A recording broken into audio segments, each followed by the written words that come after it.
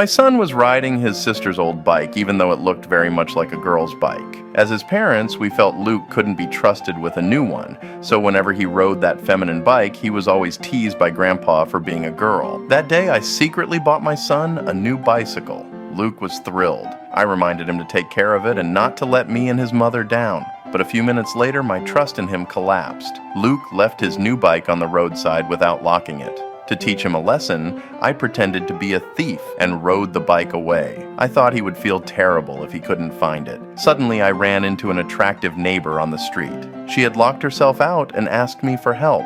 Of course, I agreed without hesitation, and I casually left the bike by the roadside. When I came out of the neighbor's house, I discovered the bike had been stolen. How could I have been so stupid? I went back to the bike shop. The salesman suggested maybe my father was trying to teach me a lesson. That left me speechless. Now I had to buy another bike. After I brought the second bicycle home, I went straight to Luke's room to scold him. He should feel guilty that his bike was stolen. Then Luke admitted he'd made a mistake. I stood up and started to berate him, but Luke said he had only scratched the bike, it hadn't been stolen. So I had stolen a poor kid's bike. At that moment, my wife appeared and I had to tell her everything that had happened except for going into my neighbor's bedroom. Worse, she found us and the damned bike.